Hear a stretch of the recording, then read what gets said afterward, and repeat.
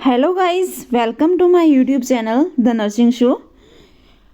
आशा करती हूँ कि आपकी जो तैयारी है, प्रिपरेशन है, अच्छी चल रही होगी। और जो आपको test the nursing show channel के द्वारा हमारे द्वारा दिए जा रहे हैं वो आपके लिए काफ़ी हेल्पफुल भी रहे होंगे। तो जो भी हमारे चैनल पर नए हैं तो उनसे एक रिक्वेस्ट है कि प्लीज़ हमारे चैनल को सब्सक्राइब कर लें, ताकि जो भी हमारे द्वारा टेस्ट सीरीज़ दी जा रही है एएनएम और जीएनएम जो पैरामेडिकल भर्ती है उसकी एग्ज़ाम की, वो आप तक अवेलेबल हो सके। तो आप सब इस ग्रुप को ज्वाइन कर सकते हैं। आइए दोस्तों, वीडियो को स्टार्ट करते हैं। हमारा पहला क्वेश्चन, फर्स्ट, आपको क्वेश्चंस इस टाइप के भी पूछे जाएंगे कि सबसे पहले आपको फ़ोटोज़ दी जाए, पिक्चर दी जाए, उसके आधार पर आपसे क्वेश्चंस पूछा जाएगा। इसमें क्वेश्चंस क्या कह रहा है कि इस फोटो को देखिए और क्या इसमें आपको ये क्या दिखाई दे रहा है, क्या है। A option skin stapler, B option cuff manometer, C option Pinard fetoscope and C option है वॉल माउंट। तो इसमें हमारा राइट आंसर क्या रहेगा, यहाँ पे एस होना था। तो इसमें हमारा राइट आंसर क्या रहने वाला है, पिनार्ड फिटोस्कोप। सबसे पहले तो इसका यूज़ कहाँ किया जाता है, सी हमारा राइट आंसर रहेगा। पिनार्ड फिटोस्कोप है, उसका यूज़ किया जाता है कि प्रेगनेंसी के टाइम जो फिटस है, गर्भस्थ शिशु है, उसकी जो हार्ट रेट है उसको हियरिंग करने के लिए, सुनने के लिए इसका यूज़ किया जाता है। और जो प्रेगनेंसी के 20वें सप्ताह के बाद ये पॉसिबल हो सकता है कि हम जो पिनार्ड फिटोस्कोप है उसकी सहायता से हम क्या कर सकते हैं कि जो हार्ट रेट है फिटस की वो हम हियरिंग कर सकते हैं। तो इसमें हमारा राइट आंसर रहेगा सी। हमारा नेक्स्ट क्वेश्चन सेकंड, इसमें आप ये फ़ोटो आराम से देख लें कि ये जो ट्यूब है वो किस टाइप की ट्यूब है।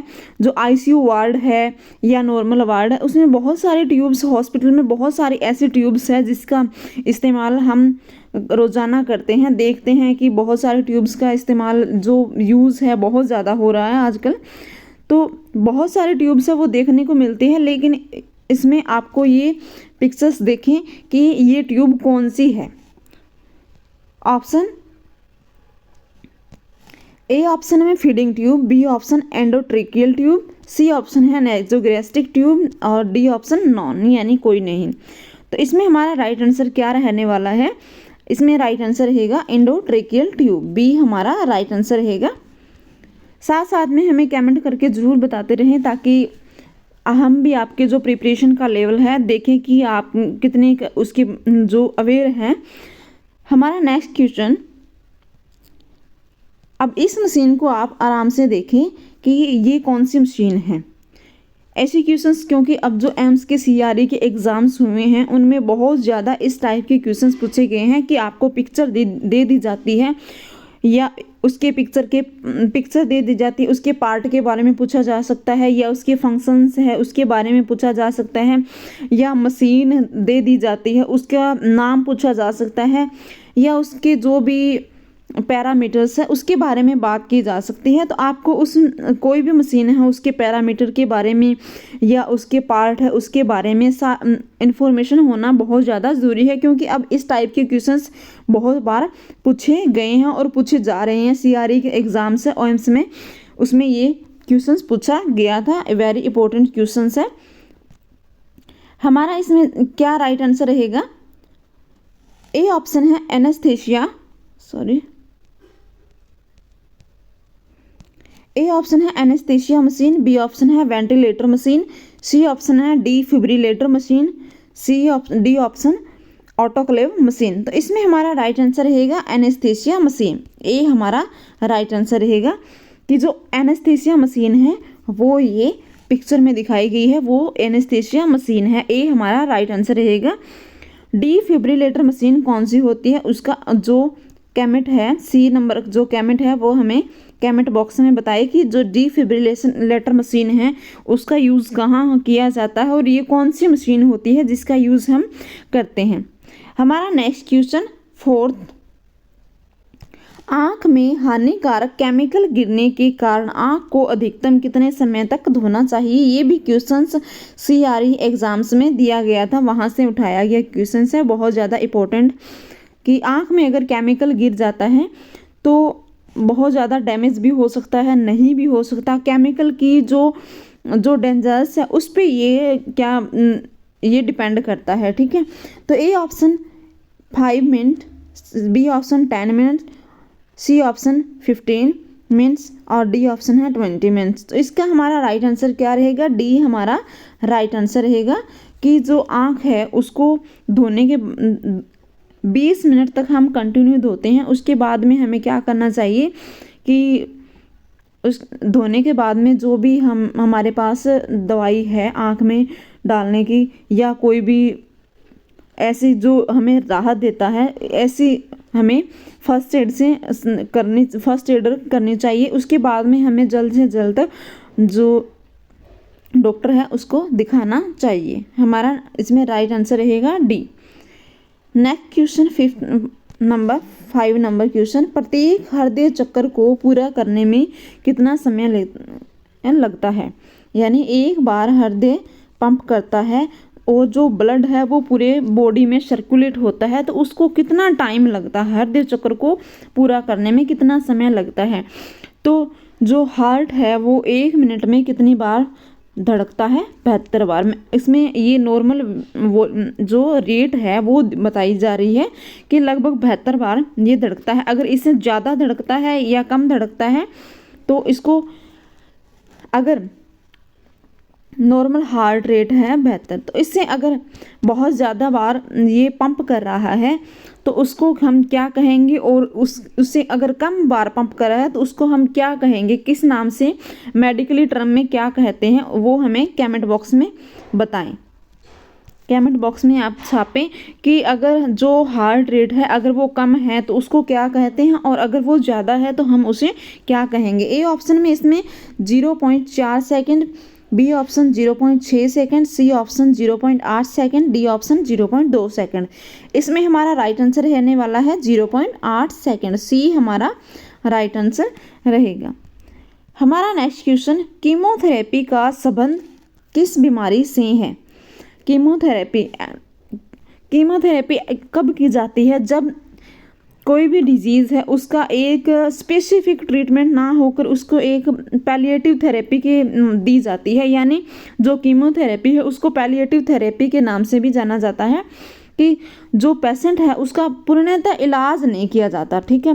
पूर्णतः ट्रीटमेंट तो नहीं हो सकता लेकिन जो उसके जो पेन है उसको कम किया जा सकता है, तो ये पैलिएटिव थेरेपी के अंतर्गत आता है। और पैलिएटिव थेरेपी के अंदर ही कीमोथेरेपी का यूज़ होता है। तो इसमें A option tuberculosis, B option cancer, C option leprosy और डी ऑप्शन आल। तो इसमें हमारा राइट आंसर रहेगा कैंसर। बी ऑप्शन हमारा राइट आंसर रहेगा कि जो कीमोथेरेपी है उसका यूज़ कैंसर में पैलिएटिव थेरेपी के रूप में किया जाता है। क्वेश्चंस इस प्रकार भी आपसे मॉडिफाई करके पूछा जा सकता है।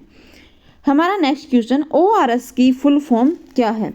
सबसे पहले तो कि ORS है वो कहाँ यूज़ किया जाता है? अगर पेशेंट में डायरिया है, डिहाइड्रेशन है, तो जो फ्लूइड का वॉल्यूम है उसको इंक्रीज़ करने के लिए ये ORS का यूज़ किया जाता है। आमतौर पर घरों में सबसे जो फर्स्ट एड के रूप में यूज़ किया जाता है, सबसे पहले यूज़ किया जाता है, तो उसे ORS को ही यूज़ किया जाता है। इसमें की फुल फॉर्म क्या है? ए ऑप्शन है optical reader salt, B option all reset solution, C option oral rehydration शनो and D option oral rehydration solution. तो इसमें हमारा राइट आंसर क्या रहने वाला है?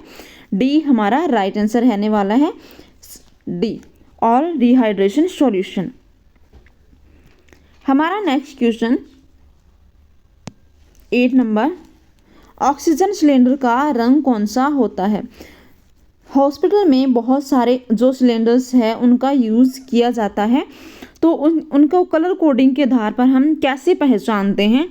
तो इसका अलग अलग कलर होता है, तो उसके कलर के आधार पर हम इसका कैसे चूज़ कर सकते हैं कि अगर मान लो कोई ब्राउन कलर का है, ओके, ब्राउन कलर का सिलेंडर है, तो उसमें हम कौन सी गैस हो सकती है, अगर वो ग्रे कलर का है तो उसमें कौन सी गैस होएगी।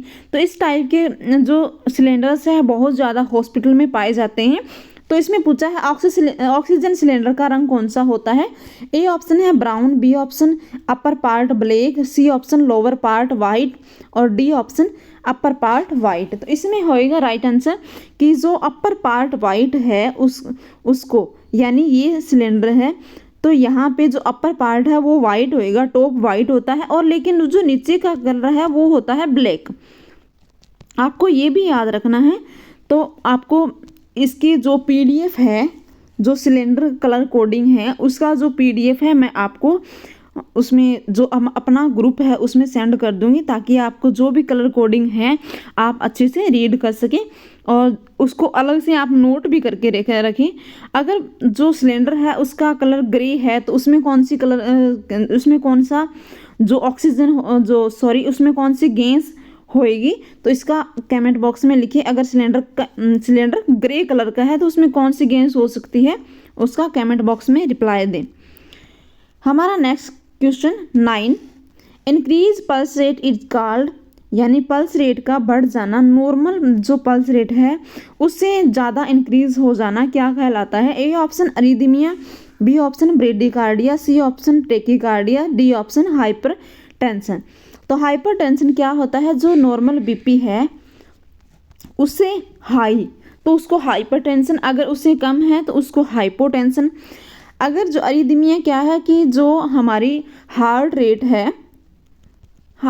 है वो रेगुलर बीट नहीं कर रही है, उसमें जो इंटरवल है वो आ रहा है, तो उसको क्या बोलेंगे हम, अरिदमिया के नाम से बोलेंगे। अब ब्रेडिकार्डिया है कि नॉर्मल पल्स रेट है वो उससे कम पल्स रेट का हो जाना। अगर टेकिकार्डिया है कि जो पल्स रेट है वो इंक्रीज हो जाना। तो सी हमारा राइट आंसर रहेगा, सी हमारा राइट आंसर रहेगा कि पल्स रेट है नॉर्मल पल्स रेट से जो इंक्रीज पल्स रेट है उसको क्या बोलेंगे, टेकिकार्डिया के नाम से बोलते हैं। तो नॉर्मल पल्स रेट कितनी होती है, कमेंट बॉक्स में लिखना है कि नॉर्मल पल्स रेट कितनी होती है। व्हाट इज हमारा next question, what is hypoxia, बहुत ज़्यादा इंपॉर्टेंट क्वेश्चन है। A option black stool, B option inflammation of stomach, C option expulsion of waste from body, D option lack of oxygen in tissue. Black stool, यानी black stool क्यों होता है, अगर जो stool है उसमें ब्लड आ रहा है तो उसका कलर क्या हो जाता है, ब्लैक हो जाता है, और उसको किस नाम से जाना जाता है, मेलिना के नाम से जाना जाता है मेडिकल टर्म में। अगर इन्फ्लामेशन ऑफ स्टमक, यानी जो आमाशय है उसकी जो इन्फ्लामेशन है वो हो जाती है तो उसको हम किस नाम से जानते हैं,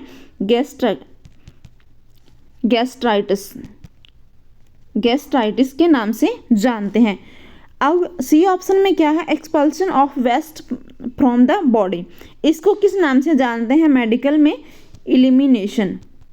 इलिमिनेशन के नाम से जानते हैं। तो इसमें हमारा राइट आंसर रहेगा डी, यानी lake of oxygen in the tissue. अगर टिश्यूज में ऑक्सीजन की सप्लाई है वो बहुत कम हो रही है तो उसको हाइपोक्सिया के नाम से जाना जाता है। डी ऑप्शन हमारा राइट आंसर रहेगा। नेक्स्ट क्वेश्चन, निम्न में से कौन सा हार्मोन पिट्यूटरी ग्लैंड के द्वारा सिक्रेट किया जाता है। बहुत ज़्यादा इंपॉर्टेंट क्वेश्चंस हैं। पिट्यूटरी ग्लैंड क्या है, पिट्यूटरी एक पी सेप्ड ग्लैंड है। ये कहाँ पे प्रेजेंट होती है, ब्रेन के बेस में प्रेजेंट होती है, पी सेप्ड एक ग्लैंड है और ये बेस में प्रेजेंट होती है, किसके, ब्रेन के बेस में प्रेजेंट होती है। इसके द्वारा बहुत सारे हार्मोन्स सिक्रेट किए जाते हैं, जैसे TCH, TSH और LH, FSH, GH, बहुत ज़्यादा हार्मोन्स है वो इसके द्वारा सिक्रेट किए जाते हैं। और ये जो इसमें हमारा राइट आंसर क्या रहने वाला है, A option calcitonin, B option glucocorticoid, C option glycogen और डी ऑप्शन प्रोलैक्टिन। तो इसमें हमारा राइट आंसर रहेगा डी, यानी जो पिट्यूटरी ग्लैंड है उसके द्वारा सिक्रेट किया गया हार्मोन कौन सा है? Prolactin hormone. और इसका जो प्रोलैक्टिन हार्मोन है उसको एक अदर नाम से भी जाना जाता है, उसका नाम क्या है? लैक्टोट्रोपिन। लैक्टोट्रोपिन हार्मोन। लैक्टोट्रोपिन नामक हार्मोन को भी, जो हार्मोन है इसका अदर नेम क्या है? Prolactin hormone. प्रोलैक्टिन हार्मोन का अदर नेम क्या है? लैक्टोट्रोपिन हार्मोन। आपसे क्वेश्चंस इस टाइप के भी पूछा जा सकता है कि जो लैक्टोट्रोपिन हार्मोन है वो किस हार्मोन का अदर नेम है और ये किसके द्वारा सिक्रेट किया जाता है? तो ये प्रोलैक्टिन हार्मोन का अदर नेम है और पिट्यूटरी ग्लैंड के द्वारा सिक्रेट किया जाता है। Next question 12 number, for a patient with Crohn disease a medical surgical nurse recommended as a diet, यानी कोई भी पेशेंट है वो क्रॉन डिजीज से सफ़र है तो उसके लिए कौन सी डाइट नर्स रिकमेंड करेगी? तो क्रॉन डिजीज किससे रिलेटेड डिजीज है? ये डाइजेस्टिव ट्रैक्ट की इन्फ्लामेशन से रिलेटेड है। जो डाइजेस्टिव सिस्टम की इन्फ्लामेशन है उससे क्या है? रिलेटेड है। तो इसमें क्या होता है कि इसके साइन सिम्टम क्या देखने को मिलता है कि एब्डोमेन पेन देखने को मिलता है, सीवियर डायरिया देखने को मिलता है, फैटिग, वेट लॉस, डिहाइड्रेशन, माल न्यूट्रिशन आदि जो साइन सिम्टम है वो देखने को मिलते हैं। क्रॉन डिजीज है डाइजेस्टिव ट्रैक्ट सिस्टम का जो इन्फ्लामेशन है उससे रिलेटेड डिजीज है। आपसे क्वेश्चन ऐसे भी पूछा जा सकता है कि क्रॉन डिजीज है वो कौन से ऑर्गन से रिलेटेड डिजीज है? तो आपको आंसर देना है डाइजेस्टिव ट्रैक्ट से रिलेटेड डिजीज है। तो इसमें कौन सी डाइट को रिकमेंड करेगी? एक मेडिकल सर्जिकल नर्स है वो इसकी देखभाल में व्यस्त है तो वो कौन सी जो डाइट है उसके लिए रिकमेंड करेगी? A option high fibres low potassium, यानी हाई फाइबर्स देना है, लो पोटेशियम देना है, हाई फाइबर देना है उसको, या लो फाइबर हाई पोटेशियम देना है, या लो पोटेशियम देना है। तो इसमें हमारा राइट आंसर रहेगा लो फाइबर और हाई पोटेशियम। लो फाइबर और हाई पोटेशियम देना है उसको। सी ऑप्शन हमारा राइट आंसर रहेगा, सी ऑप्शन। हमारा नेक्स्ट क्वेश्चन, निम्न में से किस फॉर्मूला या कैलकुलेशन के द्वारा हम ईडीडी ज्ञात करते हैं? तो ये बहुत ज़्यादा इंपॉर्टेंट क्वेश्चंस है, ये गायनिक से रिलेटेड क्वेश्चंस है, मिडवाइफ से रिलेटेड क्वेश्चंस है। ईडीडी का फुल फॉर्म क्या होता है आपको इसके बारे में पता ही होगा। ईडीडी क्या है? कमेंट बॉक्स में लिखना है कि ईडीडी क्या है। तो ए ऑप्शन है McDonald rule, B option है निगलेज रूल, सी ऑप्शन है rule of 9, D option Downs formula. तो इसमें जो 9 ऑफ रूल है वो किस में यूज होता है? बर्न पेशेंट, जो बर्न पेशेंट है उसमें ये यूज़ किया जाता है। लेकिन इसमें हमारा राइट आंसर क्या रहेगा? निगलेज रूल। बी ऑप्शन हमारा राइट आंसर रहेगा, बी ऑप्शन निगलेज रूल है। इसका फॉर्मूला क्या है? किसके द्वारा हम ज्ञात कर सकते हैं ईडीडी की? जो फॉर्मूला में क्या है कि एलएमपी लास्ट मेंस्ट्रुएशन पीरियड की जो डेट है कब आया था वो एलएमपी और प्लस 7 डेज प्लस 9 मंथ इसके बराबर होता है ईडीडी। इसकी फुल फॉर्म क्या है? इसका कमेंट बॉक्स में आपको लिखना है कि ईडीडी की फुल फॉर्म क्या है। ईडीडी हम कैसे ज्ञात करते हैं? मान लो कोई भी लेडीज़ है उसको मेंस्ट्रुएशन पीरियड आए थे 12 जनवरी को, ओके, तो उसमें 7 दिन ऐड करने हैं। 12 में 7 दिन ऐड किए, 13, 14, 15, 16, 17, 18, 19, तो 19 क्या हो गया? जनवरी, 19 जनवरी। और 19 जनवरी में आपको जोड़ने हैं 9 मंथ, जनवरी, फरवरी, मार्च, अप्रैल, मई, जून, जुलाई, अगस्त, सितंबर, अक्टूबर। तो आप अपनी जो एक्सपेक्टेड डेट ऑफ डिलीवरी है वो कितनी रहेगी? 19 अक्टूबर, सॉरी जनवरी से फरवरी, मार्च, अप्रैल, मई, जून, जुलाई, अगस्त, सितंबर, अक्टूबर। तो सॉरी अक्टूबर है वो इसकी जो एक्सपेक्टेड डेट ऑफ डिलीवरी की रहेगी। आपको इस तरह से आपको ये ईडीडी ज्ञात करनी है। मैंने इसकी फुल फॉर्म बता ही दी है। हमारा next question 14 number, urethral opening located behind the penis is known as, इसके बारे में आपको कल मैंने क्वेश्चंस बताया था कि जो यूरेथ्रल ओपनिंग है, ये पेनिस है कि जो ओपनिंग है वो यहाँ पे लॉकेट है, यहाँ पे न होके सेंटर में ना होके यहाँ पे दिखाई दे रही है, अपीयर हो रही है, तो उसको हम क्या बोलेंगे, मेडिकल टर्म में हम क्या कहते हैं। A option phimosis, B option epispadias, C option hypospadias, D option hydrocele. तो इसमें हमारा राइट आंसर क्या रहेगा, सी हमारा राइट आंसर रहेगा, हाइपोस्पेसिडियाज। इसके ये क्वेश्चन से ये क्या है, एक बर्थ डिफेक्ट है जो कि यूरेथ्रल ओपनिंग है वो सामने डिसअपीयर होती है, सामने अपीयर नहीं होती है, तो सी हमारा राइट आंसर रहेगा। हमारा नेक्स्ट क्वेश्चन क्या रहेगा, निम्न में से ऐसी कौन सी एंटी ट्यूबरकुलर ड्रग है जो रेड ऑरेंज डिस्कलरेशन कोज करती है। इसमें क्वेश्चंस में क्या पूछा जा रहा है कि ऐसी कौन सी टीबी की ड्रग है जिसको देने से पेशेंट में रेड ऑरेंज डिस्कलरेशन है वो कोज हो जाता है, कि रेड ऑरेंज कलर की जो स्किन है या जो सलाइवा है, यूरिन है, उसमें ये जो साइन है वो देखने को मिलते हैं रेड ऑरेंज कलर के। ए ऑप्शन है isoniazid, B option streptomycin, C option ethambutol, D option rifampicin. तो इसमें हमारा राइट आंसर रहेगा रिफाम्पसिन, डी हमारा राइट आंसर रहेगा कि जो रिफाम्पसिन है उसके देने पर ये रेड ऑरेंज कलर का डिस्कलरेशन पैदा करती है। जो इसमें 4 कलर की जो एंटीबायोटिक है वो यूज़ की जाती है, ये एंटीबायोटिक ये यूज़ की जाती है। इसमें एक पायरोजिनामाइड है वो भी यूज़ की जाती है। और ये साइन सिम्टम कहाँ पे देखने को मिलते हैं, ज़्यादातर टीयर्स में और स्पुटम में, टीथ में भी देखने को मिलते हैं। ये जो साइन सिम्टम है रेड ऑरेंज कलर का डिस्कलरेशन है ये देखने को मिलती है। ये यूरिन के साथ साथ सलाइवा अदर में भी बहुत, यूरिन में भी करती है, सलाइवा में भी डिस्कलरेशन पैदा करती है। हमारा राइट आंसर क्या रहेगा, डी हमारा राइट आंसर रहेगा। हमारा next question, normally cleft plate कब रिपेयर किया जाता है। क्लेफ्ट प्लेट क्या है, ये एक जो बाय बर्थ का एक डिफेक्ट है जो बच्चे में नॉर्मली नहीं पाया जाता, लेकिन ये कभी कभी बच्चे में देखने को मिलता है। ये कंजेनाइटल जो मालफॉर्मेटी बोल सकते हैं, इसको डिफेक्ट बोल सकते हैं, डिजीज़ भी बोल सकते हैं, कि ये क्लेफ्ट प्लेट है, ये बच्चे में पाया जाता है। जो क्लेफ्ट प्लेट है उस ये नॉर्मल 2 होते हैं, आपस में जुड़े हुए नहीं होते हैं।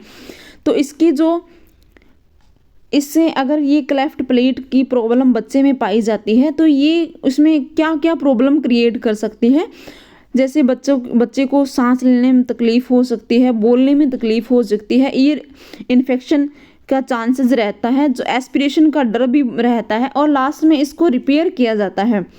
लास्ट में इसको रिपेयर किया जाता है। ये यहाँ पे रिपेयर पूछ रहा है, कब रिपेयर किया जा सकता है, तो इसमें लास्ट में रिपेयर किया जाता है। उसका नाम क्या है, जो सर्जिकल मैनेजमेंट किया जाता है उसका नाम क्या है, उसका नाम है पैलेटोप्लास्टी।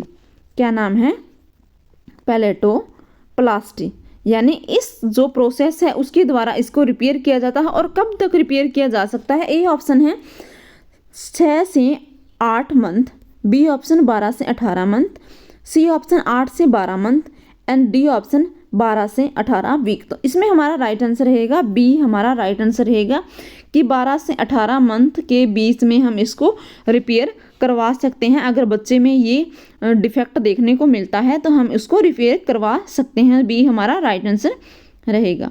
हमारा next question, the most predominant causative agent of gas gangrene is.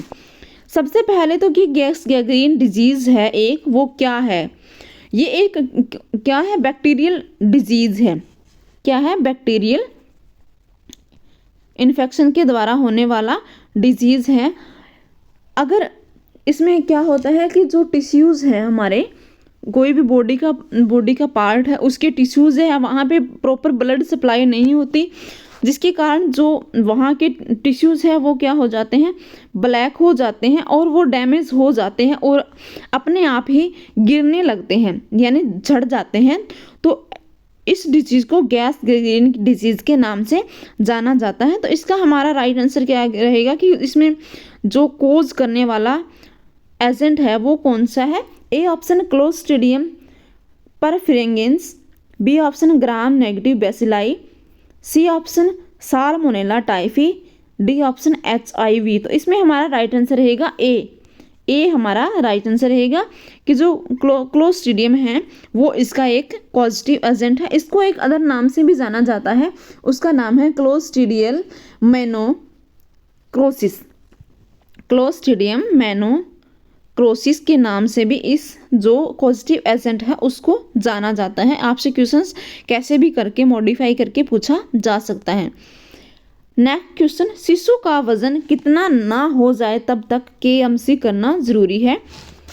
KMC क्या होती है? सबसे पहले तो KMC होती है कि kangaroo mother care. Kangaroo mother care इसकी फुल फॉर्म है। ये कब दी जाती है? अगर बच्चा नॉर्मल LBW है, यानी नॉर्मल उसका वज़न कितना होता है 2.5 से 3 किलो के बीच में उसका वज़न होता है। लेकिन अगर इस वज़न से कम का बच्चा हो तो उसको LBW बोला जाता है, तो उसको KMC प्रोवाइड करवाई जाती है। कोई भी हेल्दी पर्सन KMC प्रोवाइड करवा सकता है बच्चे को। तो इसमें हमारा राइट आंसर क्या रहेगा? ए ऑप्शन है 1500 ग्राम, बी ऑप्शन 2000 ग्राम, सी ऑप्शन 2500 ग्राम और डी ऑप्शन है 3000 ग्राम। तो इसमें हमारा राइट आंसर रहेगा 2500 ग्राम। सी ऑप्शन हमारा राइट आंसर रहेगा। और इसमें बच्चे को अगर जो KMC प्रोवाइड करवाई जाती है, इसके टाइम के बारे में बहुत बार क्वेश्चंस पूछा गया है कि हम कितने टाइम उसको करवा सकते हैं। तो इसमें टाइम के बारे में हम मिनिमम टाइम है कि 1 घंटा हम इसको करवा सकते हैं और मैक्सिमम हम 24 घंटे तक इसको करवा सकते हैं। और कोई भी हेल्दी पर्सन, जरूरी नहीं है कि जो प्रेग्नेंट लेडी है, मदर है, वो ही KMC प्रोवाइड करे। फैमिली का कोई भी हेल्दी पर्सन इसको प्रोवाइड करवा सकता है, बच्चे को ये दे सकता है। और इसमें क्या होता है कि बच्चे की स्किन से जो हेल्दी पर्सन है उसकी स्किन से कांटेक्ट करवाया जाता है, ताकि जो बच्चे को वार्मथ फील हो सके, उसको थोड़ा इजी अच्छा फील हो बच्चे को, उसके लिए ये करवाई जाती है। साथ में ही ब्रेस्ट फीडिंग को इम्प्रूवमेंट करने के लिए ये जो KMC है वो बहुत बार इस रीजन से भी करवाई जाती है। तो इसमें हमारा राइट आंसर रहेगा सी। हमारा next question, which area does not have lymph node, यानी ऐसी कौन सी जगह है बॉडी में कि वहाँ पे लिम्फ नोड नहीं पाई जाती है। A option spinal cord, B option stomach, C option neck, D option lung. ये क्या है? जो लिम्फ नोड क्या है? ये लिम्फेटिक जो सिस्टम है उसका एक पार्ट है। ये स्मॉल बीन शेप्ड ऑर्गन है और ये लिम्फेटिक सिस्टम है उसका एक पार्ट है। और ये क्वेश्चंस भी पूछा गया है कि एडल्ट में नॉर्मल लिम्फ नोड कितनी होती है, कितनी पाई जाती है, कितनी प्रेजेंट होती है? तो 450 लिम्फ नोड प्रेजेंट होती है एक एडल्ट के अंदर। तो इसमें हमारा राइट आंसर क्या रहेगा? इसमें हमारा राइट आंसर रहेगा कि स्पाइनल कॉर्ड है, वहाँ पे ये लिम्फ नोड नहीं पाई जाती है स्पाइनल कॉर्ड में। ये हमारा राइट आंसर रहने वाला है। हमारा नेक्स्ट क्वेश्चन क्या है? अदर एंडोक्राइन ग्लैंड्स के फंक्शंस को कंट्रोल कौन सी ग्लैंड करती है? ये भी बहुत ज़्यादा इंपॉर्टेंट क्वेश्चन है। एंडोक्राइन ग्लैंड्स यानी ग्लैंड्स 2 टाइप की होती है, एंडोक्राइन एंड एक्सोक्राइन। तो एंडोक्राइन ग्लैंड्स कौन सी होती है?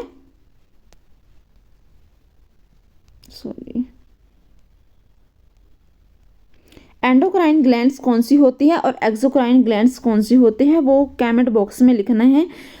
तो एंडोक्राइन ग्लैंड्स है वो उसके जो फंक्शंस है उसको कौन सी ग्लैंड कंट्रोल करती है, इसमें ये क्वेश्चंस पूछा गया है। ए ऑप्शन है एड्रिनल ग्लैंड, बी ऑप्शन है पीनियल ग्लैंड और सी ऑप्शन है पिट्यूटरी ग्लैंड, डी ऑप्शन है थायराइड ग्लैंड। तो इसमें हमारा राइट आंसर क्या रहने वाला है?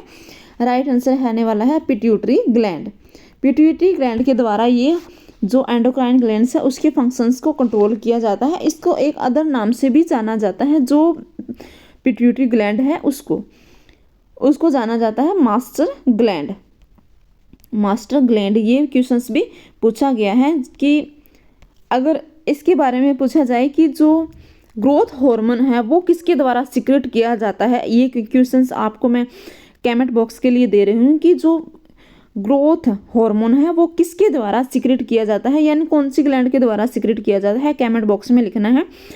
पिट्यूटरी ग्लैंड है, इसके दो पार्ट होते हैं, कौन सा, एक पोस्टीरियर एंटीरियर लोब और एक दूसरा होता है पोस्टीरियर लोब। ये कहाँ प्रेजेंट होती है, मैंने फर्स्ट क्वेश्चन में बताया था, ये होती है ब्रेन के, इसके अदर क्वेश्चन में मैंने आता है ब्रेन के बेस में ये प्रेजेंट होती है, ब्रेन के बेस में प्रेजेंट होती है। इसके द्वारा hormone FHS TSH hormone, GH hormone, ये बहुत ज़्यादा LH हार्मोन, ल्यूटिनाइजिंग हार्मोन, ये बहुत ज़्यादा, ये सारे हार्मोन्स इसके द्वारा सीक्रेट किए जाते हैं।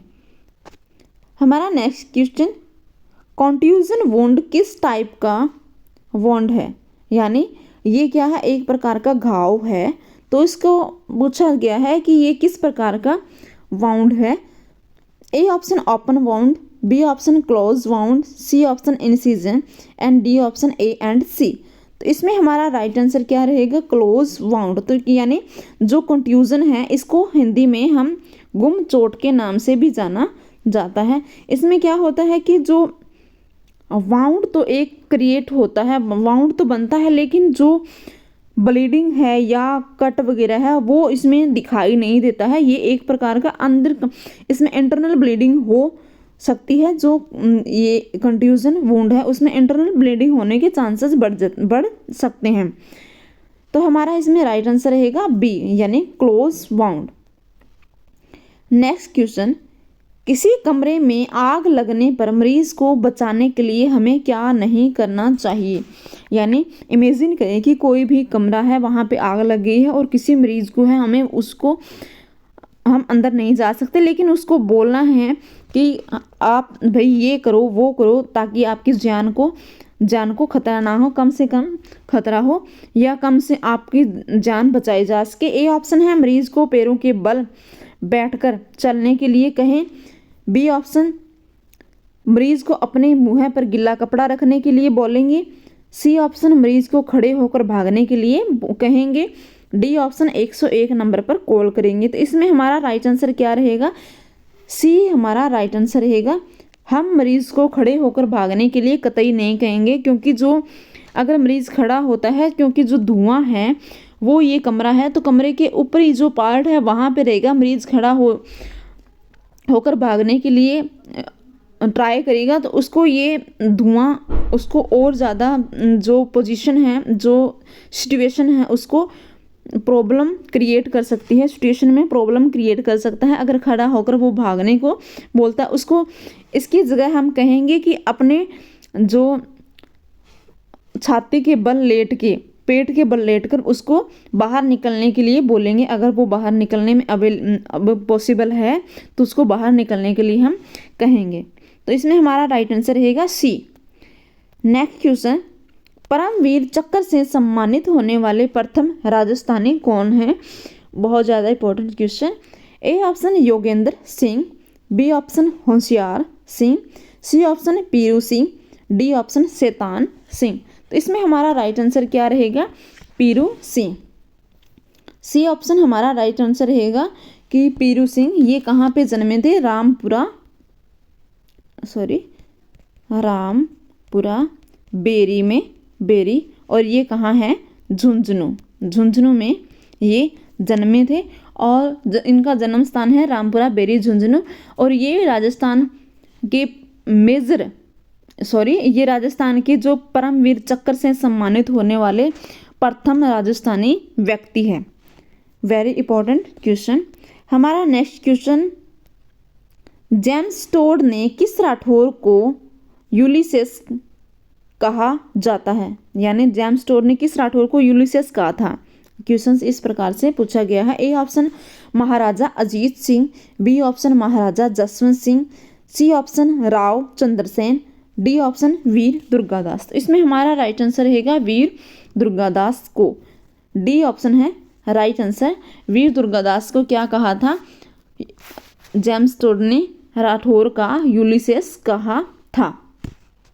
इनके आपको एक कमेंट बॉक्स में क्वेश्चंस देती हूँ कि जो वीर दुर्गादास है उनके फादर साहब का क्या नाम था। कमेंट बॉक्स में आपको लिखना है।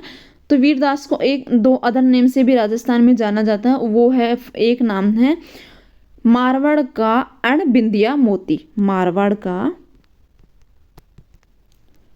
अण बिंदिया मोती के नाम से भी इसे जाना जाता है। और दूसरा नाम है मारवाड़ का चाणक्य। आपसे क्वेश्चंस ऐसे भी पूछा जा सकता है कि मारवाड़ का चाणक्य को कौन से ऐसे बहादुर है या राजस्थानी जो सूरवीर है उसको जाना जाता है।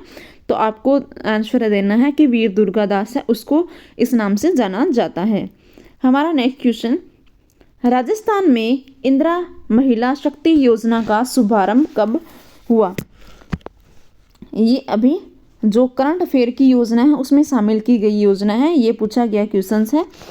तो ए ऑप्शन 19 दिसंबर 2020, बी ऑप्शन 19 दिसंबर 2021, सी ऑप्शन 16 जुलाई 2018 और डी ऑप्शन 18 जुलाई 2020। ये योजना किसके द्वारा, जो पूर्व सीएम अशोक गहलोत है उनके द्वारा ये योजना स्टार्ट की गई थी राजस्थान में।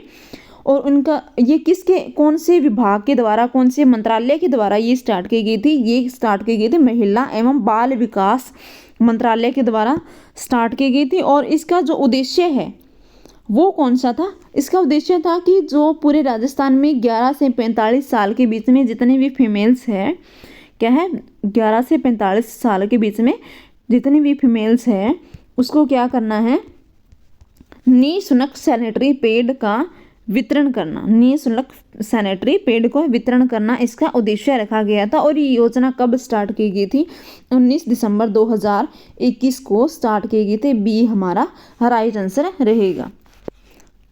नेक्स्ट क्वेश्चन, स्वास्थ्य कौन सी सूची का विषय है।